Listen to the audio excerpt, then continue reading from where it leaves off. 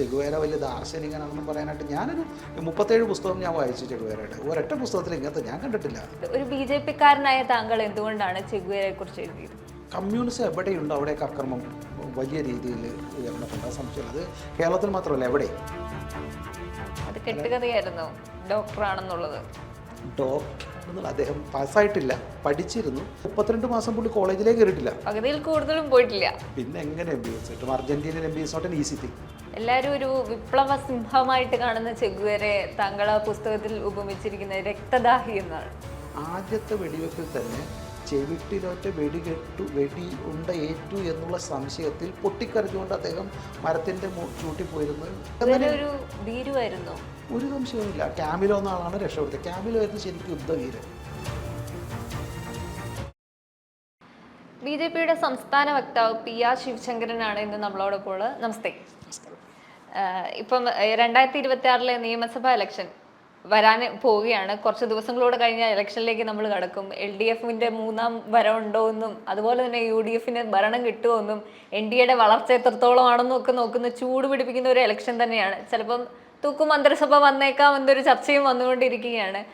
ഈ ഇലക്ഷനിലേക്ക് കടക്കുന്ന സമയത്തെല്ലാം നമുക്ക് ചർച്ച ചെയ്യപ്പെടുന്ന ഒരു കാര്യം, താങ്കൾ എഴുതിയൊരു പുസ്തകമുണ്ട്, ചെഗുവേരയെ വെച്ച് എഴുതിയൊരു പുസ്തകമുണ്ട്. ഒരു BJP-ക്കാരനായ താങ്കൾ എന്തുകൊണ്ടാണ് ചെഗുവേരയെ കുറിച്ച് എഴുതിയത്? ചെഗുവേരയെ കുറിച്ചിട്ടുള്ളൊരു പുസ്തകം, ചെഗുവേര വാഴ്ത്തും വാസ്തു എന്നാണ് പുസ്തകത്തിൻ്റെ പേര്. ആ പുസ്തകത്തെക്കുറിച്ച് എഴുതാൻ കാരണം പൊതുവേ ഇപ്പോൾ കുട്ടിയുടെ പ്രായമല്ല, ഞങ്ങളുടെയൊക്കെ കാലഘട്ടത്തിൽ തുടങ്ങി ഇപ്പോഴും ഒരുപക്ഷെ ചെഗുവേരയുടെ ആരാധകരാണ് ഈ പറയുന്ന വിദ്യാർത്ഥികൾ, പ്രത്യേകിച്ച് കോളേജ് വിദ്യാർത്ഥികളായിട്ടുള്ള ഒട്ടുമിക്ക ആളുകൾ. തീർച്ചയായും ഒരു വിപ്ലവ നായകൻ എന്നൊക്കെ പറഞ്ഞിട്ടുള്ള ഒരു യൂണിവേഴ്സൽ വിപ്ലവ നായകൻ. നിർഭാഗ്യവശാൽ ഞാൻ വിചാരിക്കാറുണ്ട്, വിദ്യാർത്ഥി പക്ഷത്തിൻ്റെ സെക്രട്ടറി ആയിരുന്നു ഞാൻ, നഗർ കാര്യമായിരുന്നു. അപ്പോൾ ആ സമയത്തൊന്നും നമുക്ക് എടുത്തു പറയാൻ ഈ ഇന്ത്യയിൽ വിറപ്പിച്ചപ്പോൾ സവർക്കറോ അത്തരത്തിലുള്ള നമ്മളുടെ മറ്റ് നേതാക്കൾ വിപ്ലവകാരികളൊക്കെ ഉണ്ട്. ഒക്കെ ഉണ്ടെങ്കിൽ പോലും നമുക്ക് ഈ ചെഗുവേരയുടെ ഒരു കാര്യത്തിൽ അദ്ദേഹം ജനിക്കുന്നത് അർജന്റീനയിൽ, യുദ്ധം ചെയ്യുന്നതും വിജയിക്കുന്നതും ഒക്കെ ക്യൂബയിൽ. എന്നിട്ട് അവിടെ നിന്ന് പോയിട്ട് വീണ്ടും ബൊളീവിയയിൽ പോയിട്ട്, അതായത് ക്യൂബയിലൊരു മന്ത്രിയായിട്ടിരിക്കുമ്പോൾ, ഇൻഡസ്ട്രിയൽ മന്ത്രിയായിരിക്കുമ്പോൾ അതെല്ലാം ഉപേക്ഷിച്ചുകൊണ്ട്, കുടുംബവും മക്കളെയൊക്കെ ഉപേക്ഷിച്ചുകൊണ്ട് ബൊളീവിയയിൽ പോയി കാട്ടിൽ യുദ്ധം ചെയ്ത് മരണപ്പെടുന്നു.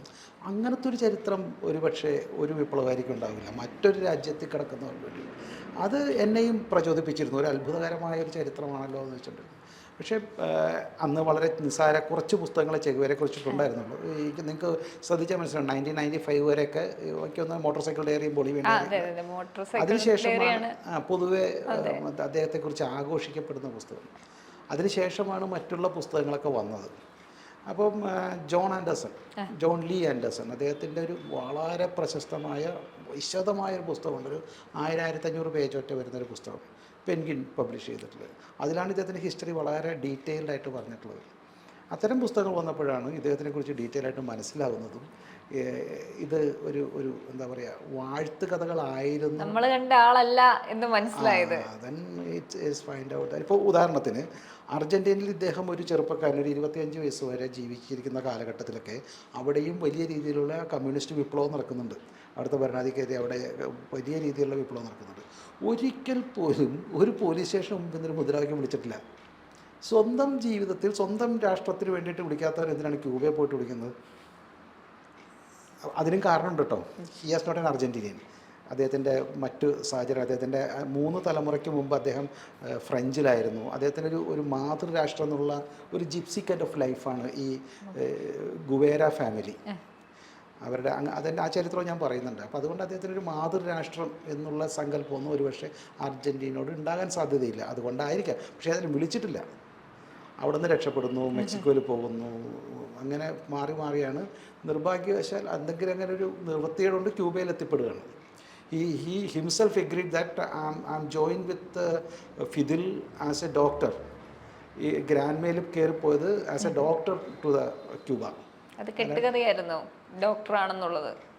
ഡോക്ടർ അദ്ദേഹം പാസ്സായിട്ടില്ല, പഠിച്ചിരുന്നു. Is not a doctor. അദ്ദേഹം തന്നെ പറയുന്നുണ്ട്, അദ്ദേഹത്തിൻ്റെ ഒരു വളരെ രസകരമായ ഒരു ഡിസ്കഷനിൽ അദ്ദേഹം പറയുന്നുണ്ട്, അദ്ദേഹത്തിൻ്റെ സിസിലിയ എന്നുള്ള അദ്ദേഹത്തിൻ്റെ സിസ്റ്ററുടെ, അദ്ദേഹത്തിൻ്റെ അമ്മയുടെ അനിയത്തിയാണോ സിസ്റ്ററാണോ എന്ന് എഴുതിയ ആൾക്ക് സംശയമുണ്ട്. സംബടി കോൾഡ് സിസിലിയയുടെ ഒരു കൂട്ടുകാരി വന്ന് ചോദിക്കണം എക്സീമിയയ്ക്ക്, അതായത് ചുണങ്ങ് പോലത്തെ ഒരു അസുഖം, അതിന് മരുന്ന് വയ്ക്കുമ്പോൾ you find A doctor, better consultant A doctor എന്ന് പറഞ്ഞു. അപ്പോൾ സിസിലിയുടെ കൂട്ടുകാർ പറഞ്ഞു you are A doctor, I mean the real doctor എന്ന് ചെഗുവേര പറയുന്നുണ്ട്. പാവം അതവർ ഈ പറയുന്ന ഇദ്ദേഹത്തോട് പറയുന്നുണ്ട്, ജോൺ ലി ആൻഡേഴ്സണോട് പറയുന്നുണ്ട്. അപ്പം ഹി ഹിംസെൽഫ് എഗ്രി ദാറ്റ് അദ്ദേഹത്തിന് അങ്ങനെ ചികിത്സിക്കാനൊന്നും അറിയില്ലായിരുന്നു. ക്യൂബൻ ഹെൽത്ത് മിനിസ്റ്റർ തന്നെ പറയുന്നുണ്ട് അദ്ദേഹം 14 സെമിസ്റ്ററൊക്കെ പാസ്സായിട്ടുണ്ടായിരുന്നില്ല. സംഭവം ഈ കളക്റ്റഡ് എ ലെറ്റർ, അന്ന് അവിടെ ഈ കുഷ്ഠരോഗത്തിനുള്ള പുറത്തേക്കുള്ള മരുന്ന് കൊടുക്കാനായിട്ട് ഡോക്ടർ എന്ന് പറഞ്ഞ് കൊടുക്കുമായിരുന്നു. ആൻഡ് ഹീസ് നോട്ട് അങ്ങനത്തെ ഒരു ഡോക്ടറല്ല. കാരണം അതിൻ്റെ ഒരു യഥാർത്ഥ ഡീറ്റെയിൽ ആയിട്ട് പറഞ്ഞാൽ സ്പെഷ്യലൈസ്ഡ് ഡോക്ടറല്ല, MBBS പാസ്സായിട്ടില്ല. അതിൽ വിചിത്രമായ മറ്റൊരു കാര്യം കൂടി ഞാൻ കണ്ടുപിടിച്ചിരുന്നു. മറ്റേ ജഗതി എൻ്റെ സ്വന്തം 2 ഭാവങ്ങൾ എന്ന് മറ്റേ സിനിമയിൽ പറയണ പോലെ 9 ഭാവങ്ങൾ, അതേപോലെ ഇദ്ദേഹത്തിൻ്റെ കഥയിൽ ഇദ്ദേഹം തന്നെ പറയുന്നുണ്ട്, അദ്ദേഹം പഠിച്ചിരിക്കുമ്പോൾ തന്നെ ഒരു പെട്രോൾ ടാങ്കറിൽ നേഴ്സായിട്ട് ജോലിക്ക് പോയിട്ടുണ്ട് 15 മാസം. അതിനുശേഷമാണ് ഈ വിഖ്യാതമായ ക്യൂബൻ മറ്റേ മോട്ടോർ സൈക്കിൾ ഡയറി നടത്തുന്നത്. അതിനുശേഷം ഇദ്ദേഹം വളരെ ആൻഡേഴ്സൺ പറയുന്നുണ്ട്, ഒരു സൈക്കിളിൽ അദ്ദേഹം ഒരു 7-8 മാസം ടൂർ നടത്തുന്നുണ്ട്. ഞാനത് ജിപ്സി സ്വഭാവമുണ്ട്, ഇങ്ങനെ ഇരിക്കാൻ പറ്റില്ല. അങ്ങനെ ഞാൻ നോക്കുമ്പോൾ ഏതാണ്ട് ഒരു ആദ്യത്തെ 2 15ഉം 12ഉം 27 മാസം, പിന്നെ അതൊരു 6 മാസം, 8 മാസം പറഞ്ഞാൽ 6 മാസം, അങ്ങനെ നോക്കിക്കഴിഞ്ഞാൽ ഒരു 30-32 മാസങ്ങളോളം ഇദ്ദേഹം കോളേജിൽ കയറിയിട്ടില്ല. എനിക്കറിയാം ഒരു 75-72 മാസമാണ് പഠിക്കേണ്ടി വരിക, ഒരു 6 വർഷം മാക്സിമം. അതിൽ 32 വർഷം, അല്ലെങ്കിൽ അന്ന് അവിടെ 15-60 വർഷം മാസമാണ് MBBS പഠിക്കേണ്ടത്. അതിൽ 32 മാസം പുള്ളി കോളേജിലേക്ക് കയറിയിട്ടില്ല, പകുതിയിൽ കൂടുതലും പോയിട്ടില്ല. പിന്നെ എങ്ങനെ MBBS കിട്ടും? Argentinian MBBS not an easy thing. അന്നും ഈസി അല്ല, ഇന്നും ഈസി അല്ല. അന്ന് ഒട്ടും ഈസി അല്ല, കമ്പ്യൂട്ടർ നോക്കി പഠിക്കാൻ പറ്റില്ലല്ലോ ഇത്രയും ട്രാവൽ ചെയ്തിട്ട്. അപ്പോൾ അദ്ദേഹം ഒരിക്കലും അദ്ദേഹം എഞ്ചിനീയറിങ്ങിനെ ചേർന്നത്, അതിനുശേഷം അമ്മുമ്മയുടെ ചില അസുഖങ്ങളും പ്രശ്നം കാരണം മാറിയിട്ടാണ് തിരിച്ചു കയറിയത്. അങ്ങനത്തെ കുറേ ഡീറ്റെയിൽഡായിട്ട് പഠിച്ചു കഴിഞ്ഞാൽ ഈസ് നോട്ട് കംപ്ലീറ്റഡ് MBBS എന്നുള്ളത് വ്യാജ ഡിഗ്രിയോ അല്ലെങ്കിൽ ഒപ്പിച്ച ഡിഗ്രിയോ ആണെന്ന് ഈസി ആയിട്ട് മനസ്സിലാക്കാൻ പറ്റും. എല്ലാവരും ഒരു വിപ്ലവ സിംഹമായിട്ട് കാണുന്ന ചെഗുവേരെ താങ്കൾ ആ പുസ്തകത്തിൽ ഉപമിച്ചിരിക്കുന്നത് രക്തദാഹി എന്നാണ്. എന്താണ് കാരണം? സത്യത്തിൽ ഈ രക്തദാഹിയാകുന്നതും അതിന് മുൻപും ഈ ചെഗുവേരയെ കുറിച്ചിട്ട് ചിന്ത പബ്ലിക്കേഷൻ ഇറക്കിയ പുസ്തകത്തിൽ പോലും അദ്ദേഹം വളരെ ചിന്ത പബ്ലിക്കേഷൻ ഇറക്കിയ പുസ്തകത്തിൽ എഴുതിയിട്ടുണ്ട്, എനിക്ക് തോക്ക് ഉപയോഗിക്കാൻ അറിയാത്തത് കാരണം ഞാൻ ഏറ്റവും മോശമായ തോക്കാണ് ഉപയോഗിച്ചതെന്നും ആദ്യത്തെ വെടിവെപ്പിൽ തന്നെ ചെവിട്ടിലോറ്റ വെടി ഉണ്ട ഏറ്റു എന്നുള്ള സംശയത്തിൽ പൊട്ടിക്കരഞ്ഞുകൊണ്ട് അദ്ദേഹം മരത്തിൻ്റെ ചൂട്ടി പോയിരുന്ന് ഒരു ബ്രിട്ടീഷ് എഴുത്തുകാരൻ എഴുതിയ ഒരു നോവലിൽ മരണത്തെ കാത്തിരിക്കുന്ന നായകൻ മരണത്തെ വെയിറ്റ് ചെയ്യുന്നത് പോലെ ഞാൻ കാത്തിരുന്നു എന്നൊക്കെ അദ്ദേഹം എഴുതി വെച്ചിട്ടുണ്ട്. അതായത് ഈ ഗറില്ല യുദ്ധതന്ത്രജ്ഞൻ ആദ്യത്തെ ഈ യുദ്ധത്തിൽ തന്നെ കീഴടങ്ങാൻ തയ്യാറായിരിക്കുകയാണെന്ന് അദ്ദേഹം തന്നെ പറയുന്നുണ്ട്. ഞാൻ കീഴടങ്ങാൻ തയ്യാറായിരുന്നു, എൻ്റെ കൂടെയുള്ളവർ പറഞ്ഞു. അപ്പം മറ്റൊരു നേതാവ് വന്നിട്ടാണ് പറഞ്ഞത്, നോ, ഫിദിലിൻ്റെ ആൾക്കാരെ കീഴടങ്ങില്ല എന്ന് പറഞ്ഞ് വലിച്ചു കൊണ്ടുപോയിട്ട് ഒരു കുറ്റിക്കാട്ടി കൊണ്ടിട്ട് രക്ഷപ്പെടുത്തിയത് എന്ന് അദ്ദേഹം തന്നെ. ഒരു സംശയവുമില്ല, ക്യാമിലോ എന്ന ആളാണ് രക്ഷപ്പെടുത്തിയത്. ക്യാമിലോ ആയിരുന്നു ശരിക്കും യുദ്ധവീരൻ. അദ്ദേഹത്തിനേക്കാൾ 4 വയസ്സ് പറഞ്ഞ ക്യാമിലോ എന്നുള്ള പിന്നീട് ക്യൂബയിലെ സൈന്യാധിപനായ ക്യാമിലോണ് ഇദ്ദേഹത്തെ രക്ഷപ്പെടുത്തണം. ഇങ്ങനെ കീഴടങ്ങാൻ നിൽക്കായിരുന്നു ഫസ്റ്റ് യുദ്ധത്തിൽ തന്നെ. ഭീരുവ എന്ന് പറയാൻ കാരണം ഇത് കാരണം മാത്രമല്ല, ഒരുപാട് സ്ഥലത്ത് ഇദ്ദേഹത്തിൻ്റെ ഭാര്യയെ അറസ്റ്റ് ചെയ്യുമ്പോൾ ഇങ്ങനെ ഓടിക്കളഞ്ഞിട്ടുണ്ട്. മെക്സിക്കോയിൽ ഭാര്യ നല്ല അസൽ കമ്മ്യൂണിസ്റ്റുകാരിയായിരുന്നു. അവരാണ് ഈ അദ്ദേഹത്തെ കമ്മ്യൂണിസ്റ്റുകാരനാക്കുന്നത് ഇങ്ങോട്ട് വരുന്നതിന് മുൻപ്. അവിടെയൊക്കെ വെച്ച് ഇദ്ദേഹം അറസ്റ്റ് ചെയ്തപ്പോൾ അറസ്റ്റ് പേടിച്ച് ഓടിക്കളഞ്ഞിട്ടുണ്ട്.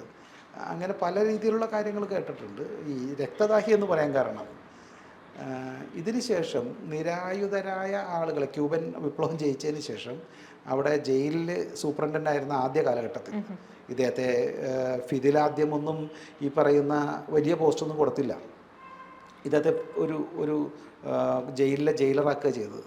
അവിടെ വെച്ചിട്ട് 14 വയസ്സുള്ള ആൾക്കാരെയൊക്കെ തൊട്ട് സ്വയം വെടിവെച്ച് കൊല്ലുക, അല്ലെങ്കിൽ വെടിവെച്ച് കൊല്ലാൻ ശബ്ദം കേൾക്കാൻ വേണ്ടി ഓഫീസ് ഇങ്ങോട്ട് മാറ്റുക, ഇത്തരത്തിലുള്ള കലാപരിപാടിയാണ് അദ്ദേഹം ചെയ്തിരുന്നത്. അല്ലാണ്ട് പിന്നെ ഈ ക്യൂബൻ വിപ്ലവത്തിൽ പണ്ട് നമ്മൾ കേട്ട പോലെയൊന്നും ഒരു ക്യൂബൻ വലിയ സൈന്യം, അത് ഇന്ത്യൻ സൈന്യത്തെയോ അല്ലെങ്കിൽ ചൈനീസ് സൈന്യമാണെന്ന് വിചാരിക്കരുത്. ഒരു തട്ടിക്കൂട്ട് സൈന്യം അവിടത്തേക്ക് അങ്ങനെയൊക്കെ ഉള്ളൂ. അവിടുത്തെ അവസാന ദിവസങ്ങളിലൊക്കെ മരിച്ചത് 4 പേരാണെന്ന് റിപ്പോർട്ടുണ്ട്. അത് വെടിവെച്ച് കൊന്നത് ഇവരെ, അത്രയൊക്കെ ഉള്ളൂ. യുദ്ധമൊന്നും ഇല്ല. എല്ലാം അവിടെ ശമ്പളം കൊടുക്കാൻ പറ്റാണ്ട് എല്ലാ സൈനികരും ഇവരോടൊപ്പം ചേർന്നു.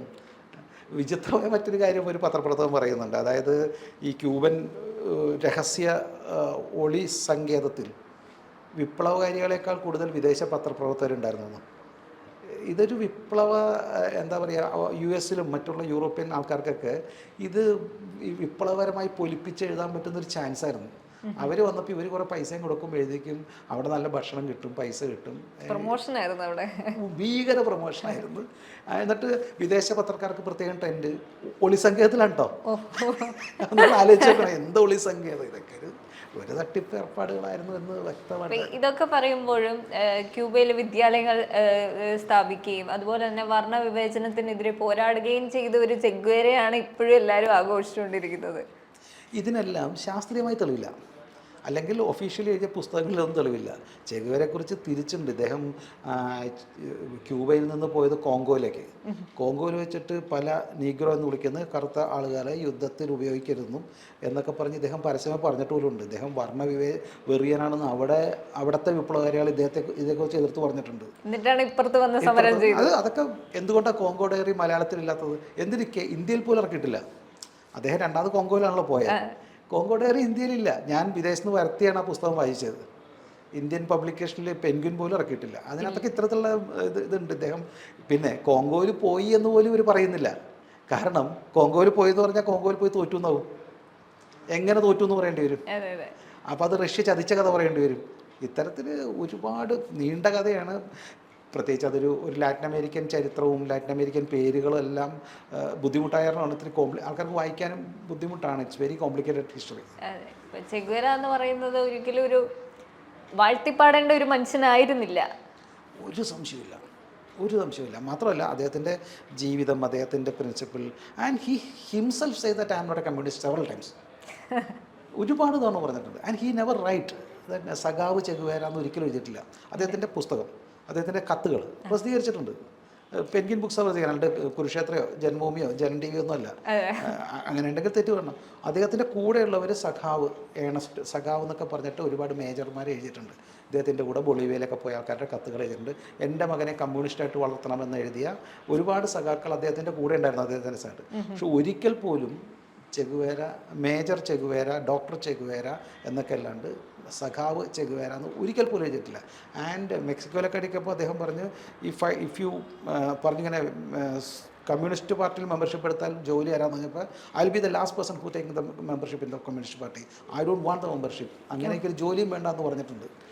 അതും എഴുതി വെച്ചിട്ടുണ്ട്. എന്നിട്ട് ഇത് കമ്മ്യൂണിസ്റ്റുകാർക്ക് മനസ്സിലാവാത്തതാണോ? അത് കേരളത്തിലെ കമ്മ്യൂണിസ്റ്റുകാർ എപ്പോഴും വാഴ്ത്തിപ്പാടുന്ന ഒരാള് ചെഗുവേരയാണ്. ഞാൻ അതിന് കണ്ടുപിടിച്ച എൻ്റേതായ ഒരു ന്യായീകരണം, സത്യത്തിൽ ചെഗുവേരയൊക്കെ ആഘോഷിക്കപ്പെടുന്നത് ഒരു 90-കൾക്ക് ശേഷമാണ്. അപ്പോൾ ആ സമയത്ത് കമ്മ്യൂണിസ്റ്റ് പാർട്ടിയിൽ വല്ലാത്തൊരു കോൺട്രവേഴ്സിയിലൊക്കെ പെട്ടിരുന്നു. സത്യത്തിൽ എന്നോട് CP ജോണടക്കമുള്ള ആളുകൾ പറഞ്ഞിട്ടുണ്ട്, രാജനൊക്കെ അടിയന്തരാവസ്ഥ കാലഘട്ടത്തിൽ ചെഗുവേരയുടെ ഡേറ്റ് ഓഫ് ബർത്ത് ആഘോഷിച്ചപ്പോഴാണ് SFI പിരിച്ചുവിട്ടു. SFIക്കാരായ ആളുകൾ ചെഗുവേരയുടെ ജന്മദിനം ആഘോഷിച്ചപ്പോൾ SFIയുടെ എഞ്ചിനീയറിംഗ് യൂണിറ്റ് പിരിച്ചുവിട്ടുമെന്ന് പല കമ്മ്യൂണിസ്റ്റ് നേതാക്കളും CP ജോണടക്കം എന്നോട് പറഞ്ഞിട്ടുണ്ട്. ആ കാലഘട്ടത്തിൽ അദ്ദേഹം നക്സൽ ഫേസ് ആയിരുന്നു. പക്ഷേ എന്ത് പറ്റിയെന്ന് വെച്ച് കഴിഞ്ഞാൽ പൊതുവേ റഷ്യൻ കമ്മ്യൂണിസം തകരുകയും ഈ സ്റ്റാലിനും ലെനിനും അടക്കം ഒരു എന്താ പറയുക ഭീകരവാദികൾ അല്ലെങ്കിൽ മനുഷ്യരെ കൊന്നു തീർത്ത, ഏറ്റവും കൂടുതൽ ആളുകളെ കൊന്നു തീർത്ത ഒരു ഭരണാധികാരിയായിരുന്നല്ലോ സ്റ്റാലിൻ. അപ്പോൾ സ്റ്റാലിൻ്റെയൊക്കെ മനുഷ്യത്വ വിരുദ്ധനായ ഒരു വ്യക്തിയാണെന്നും ഇപ്പോഴും ആ ഫോട്ടോ ഒക്കെ ഈ ഇടതുപക്ഷം ഹൃദയപക്ഷം എന്ന് പറഞ്ഞ് കമ്മ്യൂണിസ്റ്റ് പാർട്ടിയുടെ അടുത്ത് വെക്കണ്ട കേട്ടോ, അത് ചോദിക്കരുത്. സ്റ്റാലിനും ലെനിനെയും ഉയർത്തിക്കാട്ടാൻ പറ്റാണ്ടായി, ജനങ്ങൾ വെറുത്തു തുടങ്ങി. പല കാരണവശാലും മാവോ സേതുങ്ങിനെ ഇന്ത്യ അംഗീകരിക്കില്ല, ചൈനീസ് ഇതുകൊണ്ട്. ഉയർത്തിക്കാണിക്കുവാൻ മറ്റൊരു നേതാവില്ലാതെ അല്ലെങ്കിൽ ഇൻ്റർനാഷണൽ ഫിഗർ ഇല്ലാത്തപ്പോൾ ഇയാളെ അങ്ങോട്ട്, ഈ ചെഗുവേരയെ അങ്ങോട്ട് ഉയർത്തിക്കാണിക്കേണ്ടി വന്നതാണ്. അല്ല അദ്ദേഹത്തിൻ്റെ യഥാർത്ഥ ഫോട്ടോ ഒന്നും അല്ല കേട്ടോ ഇപ്പോൾ പലയിടത്തും കാണിക്കണം. ഇപ്പോൾ ഹൃത്തിക് റോഷനേക്കാൾ സുന്ദരനായ ചെഗുവേരയാണ്. അതൊന്നും ആയിരുന്നില്ല. പിന്നെ അതൊക്കെ സ്വാഭാവികമാണ്, ഒന്നും എനിക്ക് തെറ്റൊന്നും പറയില്ല. പക്ഷേ ആ സമയത്ത് ഇന്ത്യയായിട്ട് വലിയ എതിർപ്പൊന്നും ഇല്ലാത്ത ഒരു യുവാക്കൾക്ക് പ്രചോദനമുള്ള ചെറുപ്പത്തിൽ വെടിയേറ്റ് മരിച്ച ഭരണാധികാരി എന്നതിൽ വലിയ എതിർപ്പൊന്നും ഇല്ലാത്ത, കാരണം ആകെ 2 മാസം 3 മാസമൊക്കെ പുള്ളി മന്ത്രിയായിരിക്കുള്ളൂ. ഫിദിൽ അപ്പം മാറ്റുമായിരുന്നു. അങ്ങനെ ഒരു ജനങ്ങൾക്ക് അധികം അറിയാത്ത ഒരാളെ പിടിച്ചങ്ങ് നേതാവാക്കിയതാണ്. പിന്നെ ഇയാളെ പലരും ആദരിക്കുന്നതും ആഘോഷിക്കുന്നതും അദ്ദേഹം റോക്ക് സംഗീത സംവിധായകനാണെന്നോ പാട്ടുകാരനാണെന്നൊക്കെ ഒരുപാട് പേര് വിചാരിക്കുന്നുണ്ട് ഇദ്ദേഹത്തെ. ഇതുപോലെ ഒരുപാട് ഡയലോഗ്സ് പറഞ്ഞ വ്യക്തിയാണ് ചെഗുവേര. കൊല്ലാൻ പറ്റും, കൊല്ലാൻ പക്ഷെ തോൽപ്പിക്കാൻ പറ്റില്ല, അതുപോലെയുള്ള ഡയലോഗുകളുടെ ആളാണ്. ഒന്ന്, സത്യത്തിൽ അദ്ദേഹം അത് പറഞ്ഞിട്ടില്ല, പ്രധാന പുസ്തകത്തിലൊന്നും പറഞ്ഞിട്ടില്ല. 2, അദ്ദേഹം അവസാനം ബൊളീവിയയിൽ വെച്ചിട്ട്, ഞാൻ ആദ്യം തോറ്റോടിയ കഥ പറഞ്ഞു, കീഴടങ്ങിയ കഥ പറഞ്ഞു. ബൊളിവിയയിൽ വെച്ചിട്ടും കൂട്ടുകാരൊക്കെ യുദ്ധം ചെയ്തുകൊണ്ടിരിക്കുമ്പോൾ ഇങ്ങനെ തലയെ കൈവച്ച് കീഴടങ്ങി പിടിക്കപ്പെട്ടു. എന്നിട്ട് ആ മനുഷ്യനാണ് പറഞ്ഞത് എന്നെ കൊല്ലാൻ തോൽപ്പിക്കാൻ പറ്റില്ല. കൈ പിടിച്ച് കെട്ടിയിട്ട് കൊണ്ടുപോയല്ലോ, അത് തെളിവ് സഹിതമുണ്ട്. അപ്പോൾ എന്തോ പിന്നെ ആൾക്ക് വെടിയേറ്റ് മരിച്ച പോലെ. കൂടെയുള്ളവർ പിറ്റേ 2 ദിവസം കൂടെ യുദ്ധം ചെയ്തു. അപ്പോൾ അവരവിടെ യുദ്ധം ചെയ്യുമ്പോൾ ഇദ്ദേഹം കീഴടങ്ങി മരണത്തെ കാത്തു നിൽക്കുകയായിരുന്നു. അതൊന്നും, ഇതൊക്കെ വാഴ്ത്തുപാട്ടുകളാണ്. പിന്നെ അവിടെ എന്താ ഒരു ടീച്ചറെ കണ്ടപ്പോൾ സ്പെല്ലിംഗ് മിസ്റ്റേക്ക് കാണിച്ചു കൊടുത്തു. ഇതൊന്നും ഞാൻ ചോദിക്കട്ടെ, ഈ CIAയും അതേപോലെ അവിടുത്തെ പട്ടാളക്കാരും പിടിച്ചിട്ട് ഏറ്റവും തീവ്രവാദിയുടെ വീട്ടിലേക്ക് ഒരു സ്കൂൾ ടീച്ചറെ, 24 വയസ്സുള്ള സ്കൂൾ ടീച്ചറെ കയറ്റിവിടാൻ സമ്മതിക്കും നിങ്ങൾ വിചാരിക്കുന്നുണ്ടോ? ഞാൻ പറഞ്ഞു അതൊന്നും സാധ്യമല്ല. CIA പോലുള്ള പട്ടാളക്കാരുടെ ക്യാമ്പിലൊക്കെ പരിസരത്ത് അടുപ്പിക്കില്ല.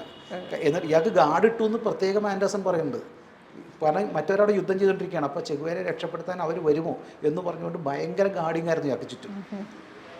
കാരണം ഇയാളുടെ കൂടെയുള്ള 14 പേര് അപ്പോഴും യുദ്ധം ചെയ്തുകൊണ്ടിരിക്കുകയെന്ന് വിചാരിക്കണം. അപ്പോഴാണ് എന്നെ കൊല്ലാൻ തോൽപ്പിക്കാൻ പറ്റില്ല എന്ന് പറഞ്ഞാൽ മാസ് ഡയലോഗ് അടിക്കും. പുള്ളി കീഴടങ്ങി പല പ്രാവശ്യം കീഴടങ്ങിയിട്ടുണ്ട്. മാത്രമല്ല ഈ രക്ഷിച്ച ക്യാമിലോനെ കൊല്ലാൻ ഇയാൾ കൂട്ടുനിന്നിട്ടുണ്ട്. സ്വന്തം അനിയനെ പോലെ. മകൻ്റെ പേര് ക്യാമിലോ എന്ന് വിചാരിക്കണം. മകൻ്റെ പേര് ക്യാമിലോ എന്ന് ഇട്ടത്. അപ്പോൾ അത്രയേറെ ബന്ധമുള്ള ആളായിരുന്നു ക്യാമിലോ. അദ്ദേഹം സൈന്യാധിപനായിരുന്നു.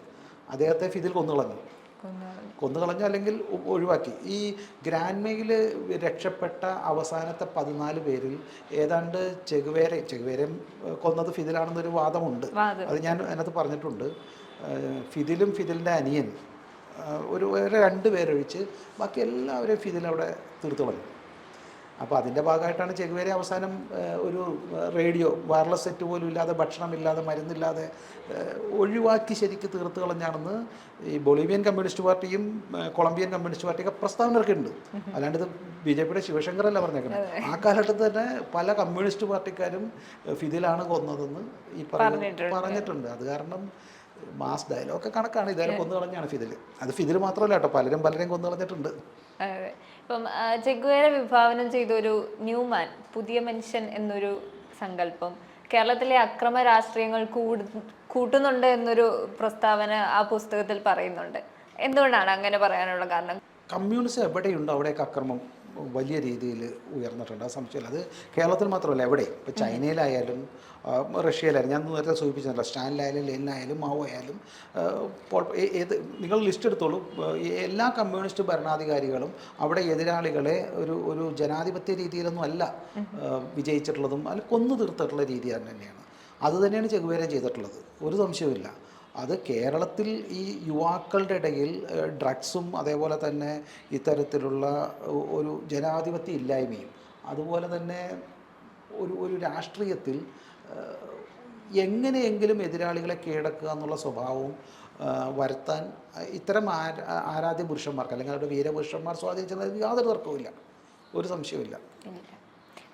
ഞാൻ ഒരു കാര്യം കൂടി, ഈ പലരും വിചാരിക്കുന്നുണ്ട് പുതിയ മനുഷ്യൻ എന്ന് പറഞ്ഞ ചെഗുവേര അദ്ദേഹം അങ്ങനെ അങ്ങ് എഴുതിയിട്ടായിട്ട് ഞാൻ കണ്ടിട്ടില്ല കേട്ടോ. അദ്ദേഹം എഴുതിയിട്ടുണ്ട്. അദ്ദേഹം വളരെ വ്യക്തമായിട്ട് എഴുതിയേക്കുന്നത് ക്യൂബൻ വിപ്ലവ സമയത്ത് സോഷ്യലിസം എന്നുള്ളതിൻ്റെ അണുപോലും ഞങ്ങളുടെ ചർച്ചയിൽ ഉണ്ടായിരുന്നില്ല എന്ന് അദ്ദേഹം കത്തിൽ എഴുതിയിട്ടുണ്ട്. കമ്മ്യൂണിസം പോട്ടെ, സോഷ്യലിസം എന്നുള്ള ചിന്ത പോലും ഞങ്ങളുടെ ഉണ്ടായിരുന്നില്ല എന്ന് ഫിദിലിനെ കുറിച്ചും കോട്ട് ചെയ്തുകൊണ്ട് അദ്ദേഹം ക്യൂബൻ വിപ്ലവം കഴിഞ്ഞിട്ട് അദ്ദേഹം തന്നെ എഴുതിയിട്ടുണ്ട്. അവർക്ക് സോഷ്യലിസം കമ്മ്യൂണിസം ഒന്നും ഉണ്ടായിരുന്നില്ല. അത് അവസാനം ഈ റഷ്യൻ കമ്മ്യൂണിസ്റ്റ് പാർട്ടിക്ക് ഈ അമേരിക്കയുടെ തൊട്ടടുത്തൊരു ഏരിയ കിട്ടാൻ വേണ്ടിയിട്ട് ദേ സക്സസ്ഫുള്ളി ഇൻകോർപ്പറേറ്റഡ് ദിസ് ഓർഗനൈസേഷൻ. അതായിരുന്നു സത്യം. അത് കാരണം ചെഗുവേര വലിയ ദാർശനികനാണെന്നും പറയാനായിട്ട് ഞാനൊരു 37 പുസ്തകം ഞാൻ വായിച്ചു ചെഗുവേരയുടെ. ഒരൊറ്റ പുസ്തകത്തിൽ ഇങ്ങനത്തെ ഞാൻ കണ്ടിട്ടില്ല. ഗ്ലോറിഫൈ ചെയ്ത് കണ്ടിട്ടില്ല ചെഗുവേരനെ. അല്ല, ഗ്ലോറിഫൈ ചെയ്യാൻ ശ്രമിക്കുന്നുണ്ട്. പക്ഷേ ഈ എന്തൊക്കെ പറഞ്ഞാലും ഒരു കാര്യമുണ്ട് കേട്ടോ, ഈ സായിപ്പ് വിദേശ എഴുത്തുകാർ ഒരു 99% സത്യമായിട്ട് എഴുതും. ട്രാൻസ്ലേറ്റ് ചെയ്ത മലയാളം പുസ്തകത്തിൽ പോലും ചിന്ത പബ്ലിക്കേഷൻസും പ്രഭാത് ബുക്സും ഇത്തരം കൃത്യമായിട്ട് എഴുതി വെച്ചിട്ടുണ്ട്. അത് വായിച്ചാൽ മതി. ഞാൻ ഇതിൽ സാനുമാഷ് പറയുന്നത് പോലെ എൻ്റേതായ കണ്ടുപിടുത്തങ്ങളൊന്നും ഞാൻ എഴുതിയിട്ടില്ല. വളരെ ചെറിയ കാര്യങ്ങൾ. ഉദാഹരണത്തിന് ഇപ്പം മോട്ടോർ സൈക്കിൾ ഡയറിയിൽ ഒരു തിരുത്തുമില്ലാതെ അതിനകത്ത് വായിക്കുന്ന, ഇപ്പം DC-യുടെ ആരെങ്കിലും 9 എഡീഷനൊക്കെ ഇറങ്ങിട്ടോ. അത് വളരെയധികം ഹിറ്റായ ഒരു ബുക്കാണത്. മലയാളത്തിൽ 3-4 പേര് അടിച്ചിട്ടുണ്ട്. അതിൽ DC 9 ഇറക്കി, പലരും 5-6 ഒക്കെ ഇറക്കി. ഇതിൽ തന്നെ കൃത്യമായിട്ട് പറയേണ്ടത് ഒരു 5-ാമത്തെ 6-ാമത്തെ അധ്യായമ്പോഴത്തേക്കും ഈ മോട്ടോർ സൈക്കിൾ കേടായി. അതായത് 194 ദിവസം ഒറ്റ ഓടിയത്, 200 ദിവസം ഓടിയതിൽ ഒരു 30-40 ദിവസമേ മോട്ടോർ സൈക്കിളിൽ പോയിട്ടുള്ളൂ.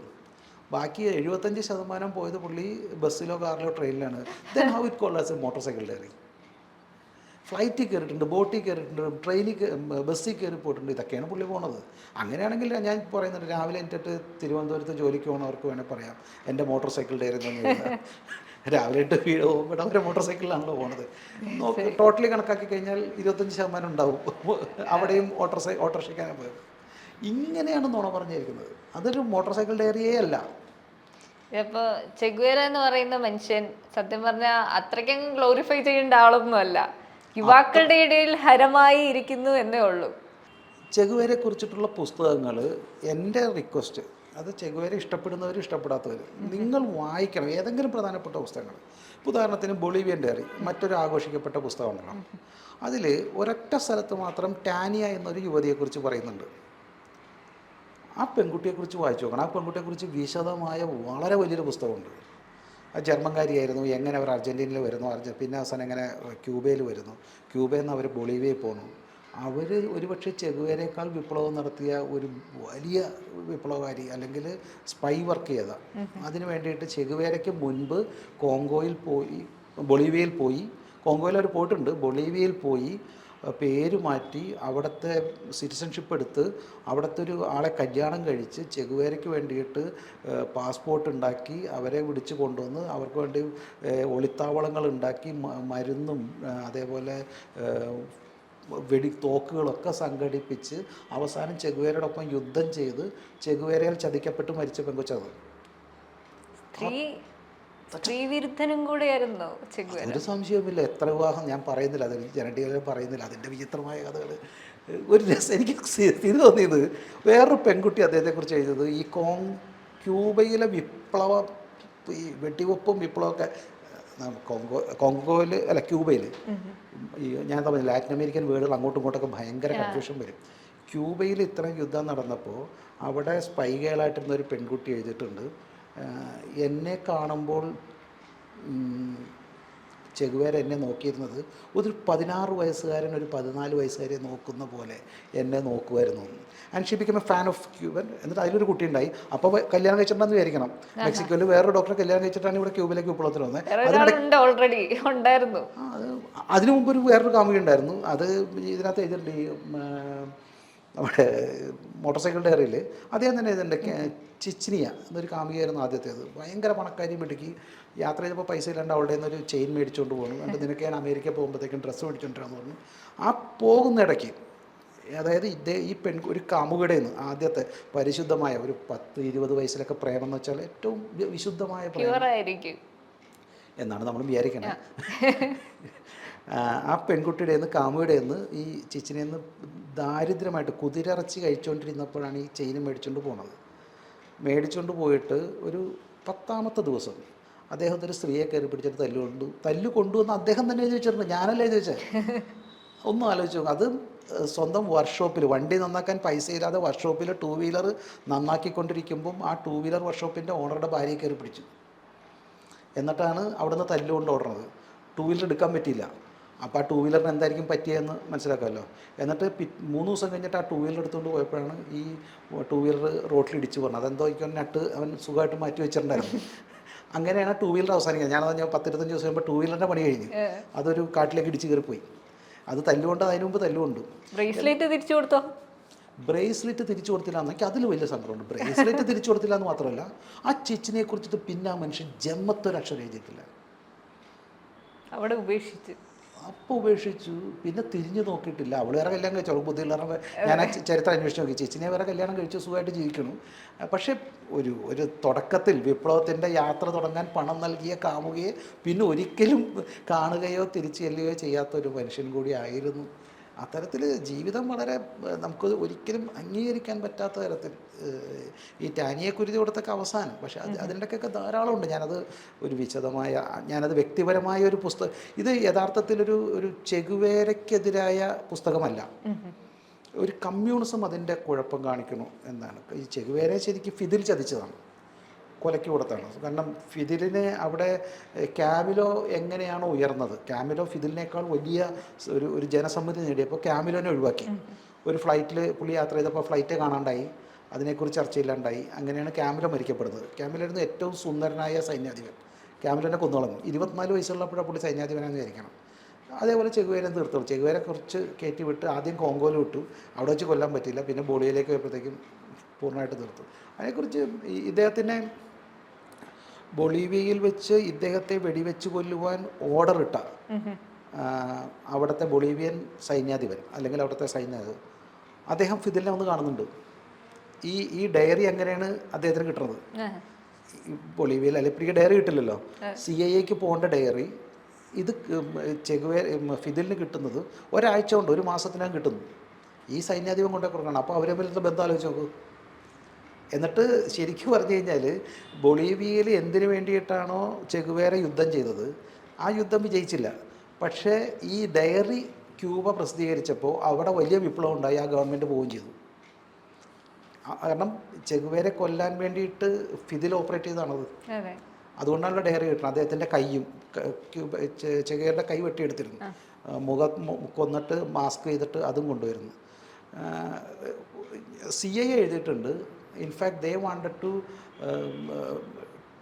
Take Che Guevara live to America, ചോദ്യം ചെയ്യാനായിട്ട്. കൊല്ലരുതെന്നാണ് CIAയുടെ. It's a blunder. The decision was a blunder and it is from the Bolivia എന്നോ അതിൻ്റെ ഫോട്ടോഷോറ്റ് അവിടെ വെച്ചിട്ടുണ്ട്. CIAയുടെ ഇപ്പം പുറത്തേക്ക് വന്ന രേഖകളിൽ അതുണ്ട്. That was a blunder from the Bolivian department. ആരോ വിട്ടത്? ഈ മനുഷ്യൻ. ഇയാളെ ഡയറി അവിടെ കൊണ്ടേ കൊടുത്തു. അപ്പോൾ ആരായിരിക്കും കൊന്നത്? ആർക്ക് വേണ്ടിയിട്ടായിരിക്കും കൊന്നത്? ഇറ്റ്സ് വെരി ക്ലിയർ, ഇദ്ദേഹമാണ് കൊന്നതെന്നുള്ളത്.